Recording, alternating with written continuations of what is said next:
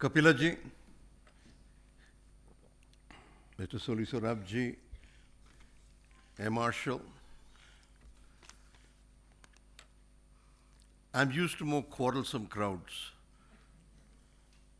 I'm going to begin with 5 stories which in a way captures the spirit of what I want to. The first is all 5 of these people were teachers of mine in different ways.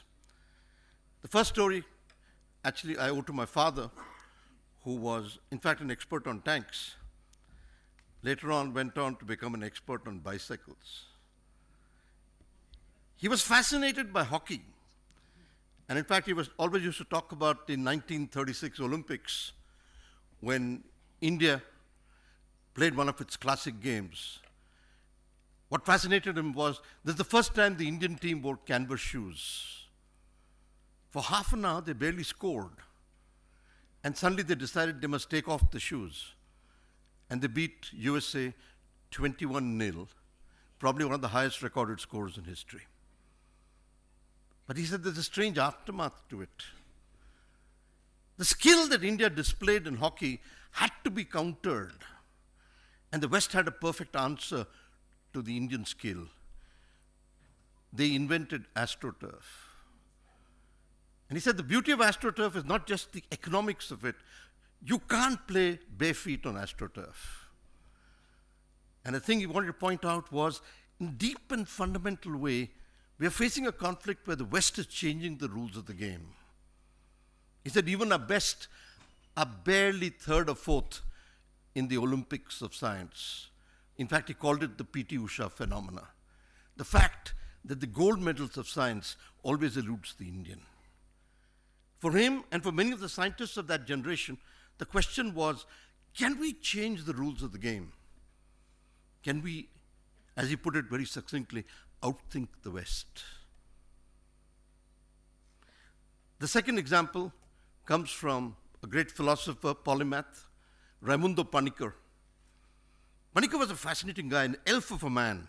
I remember the first time he walked into my room at the UN building at Alipur Road, in a little brown lungi and a kind of dirty kurta. He walked in and said, I loved your article, and proceeded to talk as if he had known me for 20 years. But I think the thing about Panikkar was he was a fascinating brain. I remember at the time we were talking about the fact that India was going to reconquer Goa. And he said, what a strange idea. He said, India must have all the great colonies of the world within. We need a Goa. We need a Pondicherry. We need an England. We need a France.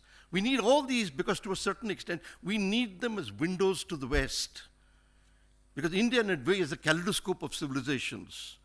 Apart from the old civilizations, it has to master the West. And a window to the West is what India has to be. He said, a nationalism which ignores our civilizational function is bound to be dull. The third example comes from one of my favorite authors, U.R. Ananthamurthy. He wrote a fascinating book just before he died. Ananthamurthy felt that the Indian national movement was a bit too politically boring. He said we always seem to be haunted by center-periphery models. There's a certain sense of inferiority and inequality built into our models. The center is the source of innovation, the periphery is the source of marginality. But he said if you look at Indian civilization, we didn't follow center-periphery models. We were much more playful about the oppressor. In fact, he used to quote the Anand Kumaraswamy's example of a group of priests who went before their conquerors and bowed in deep disdain. I think this sense is something he wanted to capture because he said, India was a more playful country.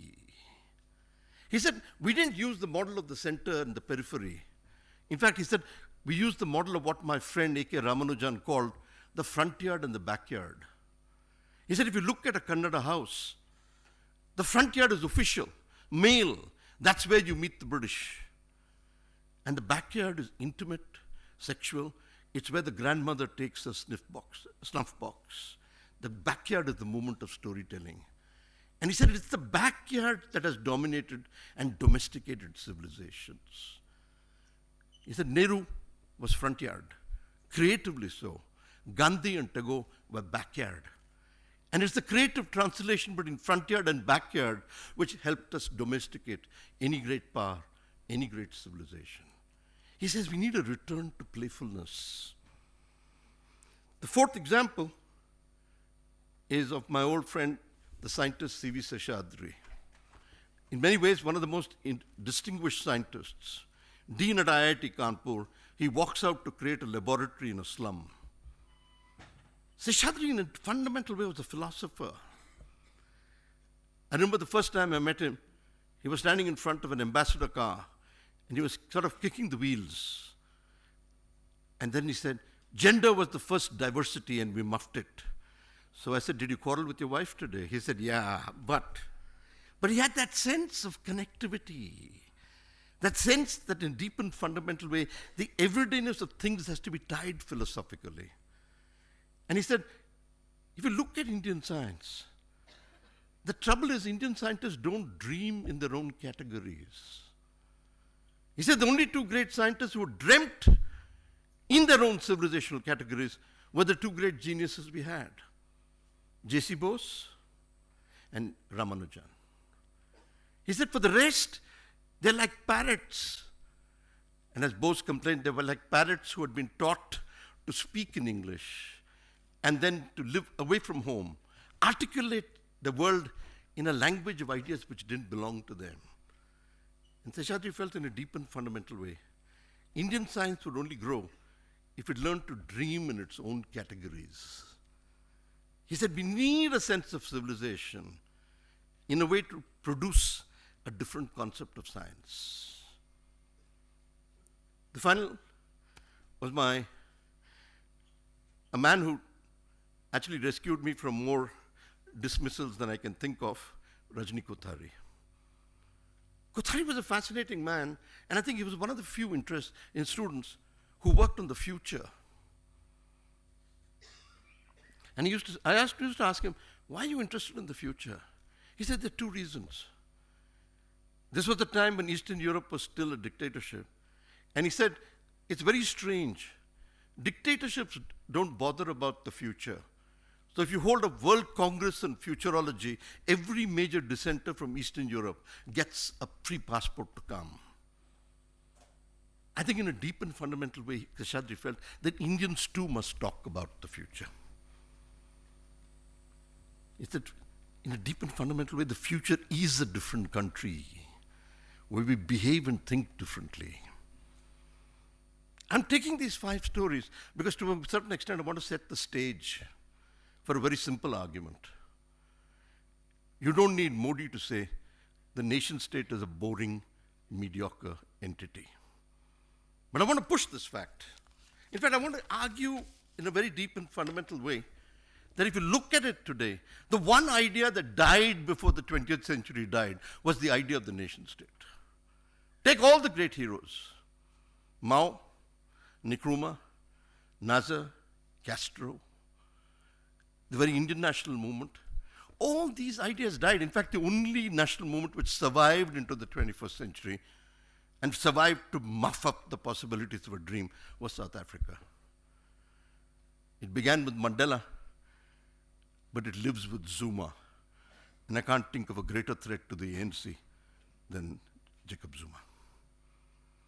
The question I want to ask is, what happened to the nation state?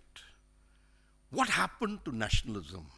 Because when you look at the archives of the Indian national movement, you see a different kind of gossip, a different kind of dream, a different kind of imagination. In fact, if you look at it, I can't think of a national movement which was so hospitable in terms of ideas.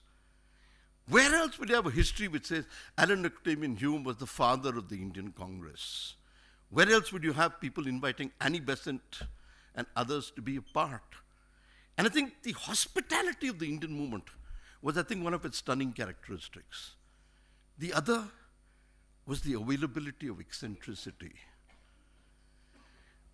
Just take 2 examples. Everyone talks about the post-industrial society. How many people know that Daniel Bell didn't invent the concept? Anand Kumaraswamy did.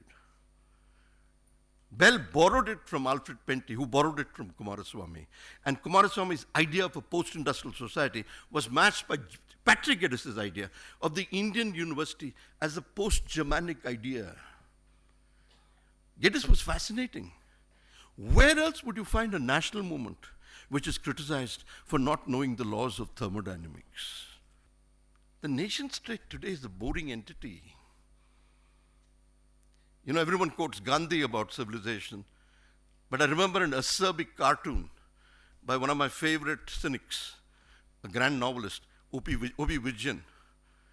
He has Gandhi coming back, still sort of using his walking stick, and someone asks Gandhi, "What do you think of Indian civilization?" And he says, "That would be a good idea." I think this is the problem we face today. The nation state is a movement of mediocrity. Well, nationalism was a movement of celebration, of pluralism, of a genius of ideas the kind we have not seen. It's a pity our historians haven't read the history of science. They read the history of nationalism without the history of science. So they read a history of the state without the history of the accompanying ideas of knowledge and dissent. If you look at the archives of Indian nationalism and science, you're looking at one of the most fascinating ideas of a civilizational critique of science. Whenever we talked civilization, we talked plurality. Whenever we talked civilization, we talked eccentricity. We had a tremendous sense of play, both spiritual and everyday. We have to understand in this case of why we need a civilizational view is Tagore's critique of Gandhi. Gandhi was a great supporter of Tagore. But I think the debates are fascinating. And the most fascinating of these debates is the debate on Khadi. Because Tagore hinted, Khadi was not erotic enough. Civilization gives you a sense of eros. Let me also emphasize a few things. If you look at the nation state today, there's an impoverishment of time. You operate in terms of linear time, you operate in terms of historical time. But I think the time of the national movement was in terms of plural time. The question of language. I think one of the things we are confronting today in a deep and fundamental way is what we call the impoverishment of language. I think it was put sort of brilliantly by my friend U.R. Anantmurthy, who said, India is the only civilization where an illiterate speaks 7 languages and a convent school girl speaks 1. I think what he was trying to show is that nationalism or the nation state, when it becomes a movement of standardization, destroys multiplicity. So what I want to suggest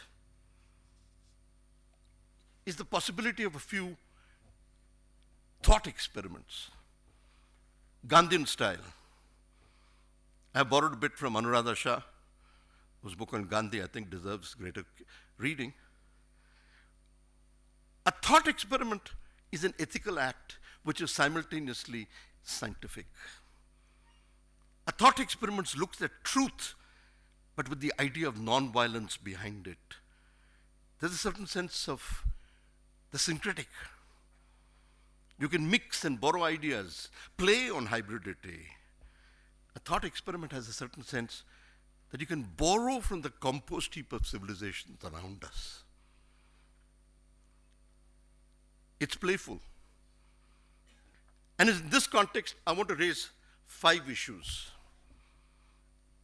First is the question of climate change. The climate change narrative follows the standard center-periphery narrative. We are a poor nation. The West developed first, therefore we should be allowed to corrupt the environment till we catch up with Western standards. The notion of inequality doesn't give a sense of cultural confidence. A Gandhi or a civilizational view would have said, it is time we teach the West what an energy system means. And we had people like that.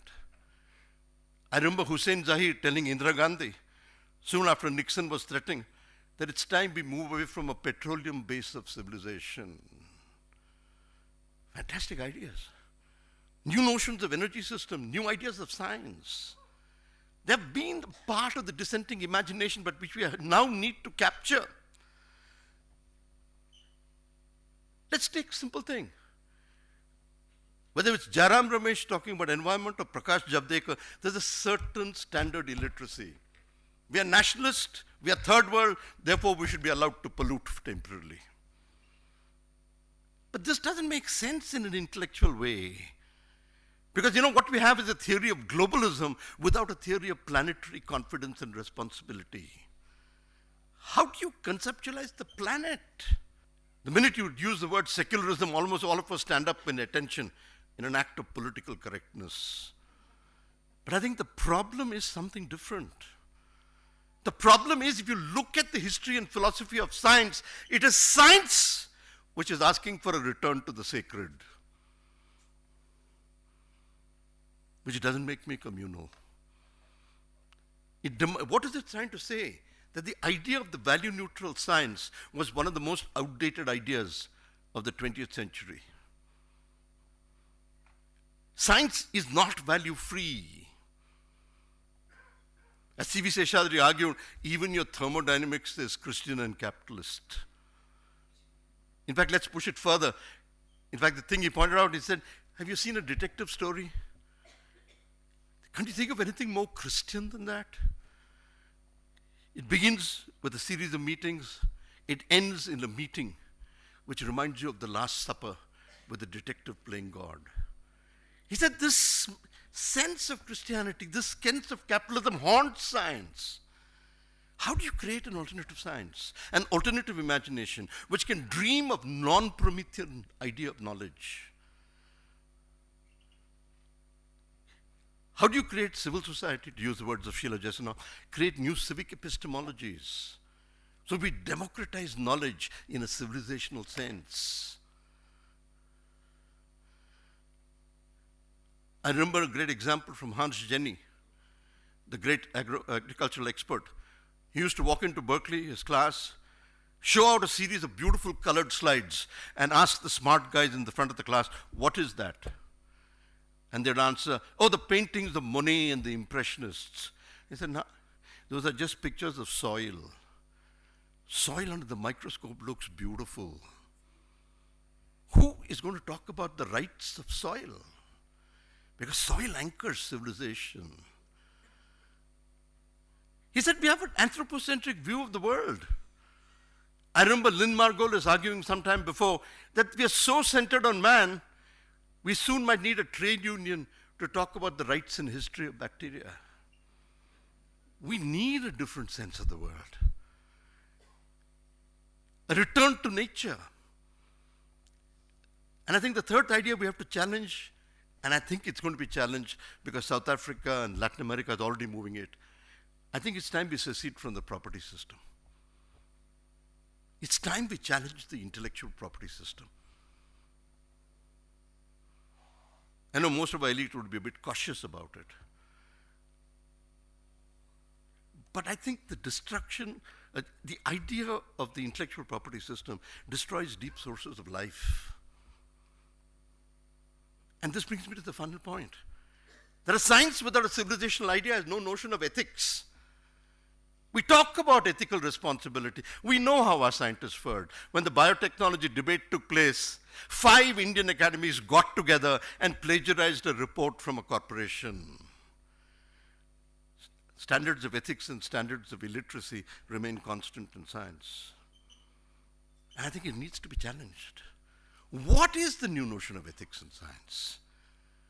Where can we get it if not in religion? Because religion has been the source of the scientific imagination. It has created the very scientific cosmos that all of us talk about. So where are the seeds of ethics?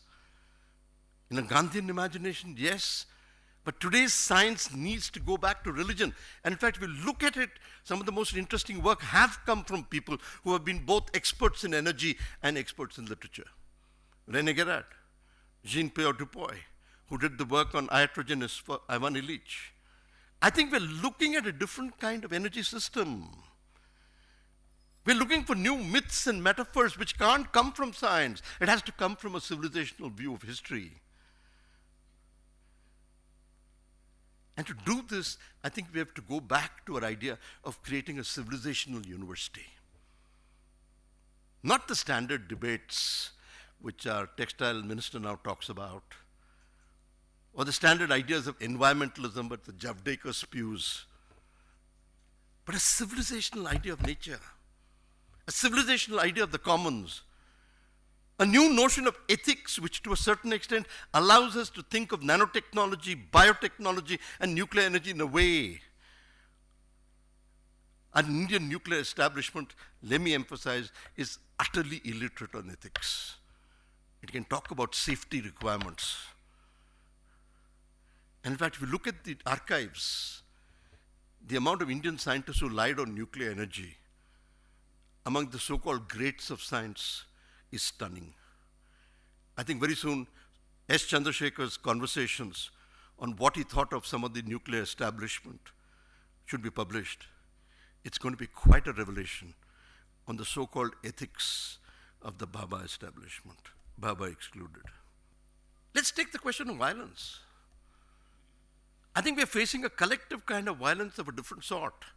The violence of obsolescence, the violence of extinction, the violence of apocalypse, the violence of genocide. We have no language within which to grasp it except a civilizational idea. And this impoverishment and failure of knowledge haunts nationalism. In fact, it's caught in the two statements that Oppenheimer made. That when the bomb exploded, first time he said, "I have known sin," quoting the Bhagavad Gita. And when the Atomic Energy Commission asked him, "Why did you produce the bomb?" he said, "Oh, it's a technical answer to a technical question." How long are we going to produce technical answers to technical questions? Let me push it further. I think one of the great civilizational experiments in recent times, apart from Satyagraha, was the Truth Commission. Not the Truth Commission as conducted and analyzed by Anglo-Saxon philosophers. The Truth Commission, which went back not to Christianity, but to its roots in an African cosmology, articulating the idea of Ubuntu in a different way.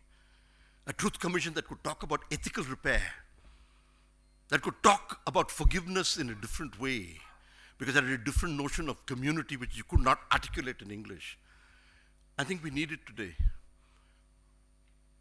In fact, one great civilizational idea that I want to propose is that Satyagraha embraces the Truth Commission, and we begin a series of investigations into Manipur and Kashmir. The nation state won't do it. We'll have to. That's our responsibility. And it has to be done with a certain sense of measured dialogue. Today we're looking at a case where the Supreme Court has, in fact, asked for 1,500 affidavits to be filed in Manipur. 1,500 cases of rape. What kind of storytelling do you produce in a civilization like this? What allows an army to rape with immunity and impunity? Are we a civilization after that? Forget being a democracy. I think norms of decency demand that you go back to a civilizational view. And I'll take one last example of a thought experiment. This is more a tribute to my dissenting Nepalese friend, Kanak Dixit, who's just out of jail. And he said, the trouble with you Indians is you never think of India from outside. When you go to Nepal, India is the bully. It is the big power. And what he proposed is, can we rethink the nation state in an interesting way? So we have a new ontology of SAARC. Not a bureaucratic idea, but an attempt to link region and civilization into a new set of possibilities. Nepal as a metaphor has to make India rethink itself. And if we look at these thought possibilities, I think we are coming to a different kind of world. But I think two basic challenges face us beyond questions of inequality. One is the Indian elite's fear of China. Whether it's textiles or it's the army, India lacks the confidence to face China. But look at the Chinese imagination in return. I can't think of anything so American, so Caesaro-papist. And this brings me back to an invitation to a group like IIC. I think using civilizational possibilities, can we outthink the West? Can we outthink China? A democratic imagination is not possible if we don't do these two things. And I was thinking of two lost possibilities. When Radhakrishnan established the Institute of Advanced Study, Neha Ranjan Roy was director. And if you look at some of the earliest researchers, they were brilliant studies on Indian civilization. Could an idea of Indian civilization have redeemed our politics? And the other example which always fascinated me, Soli didn't mention the story, that John Maynard Keynes was very impressed by C.D. Deshmukh. In fact, he wanted him to be director of the International Monetary Fund, an idea which the Americans scuttled. Can you imagine a Deshmukh really rethinking economics, working with Saran and Radhakamal Mukherjee to create maybe a world without Wall Street, a different idea of civilization?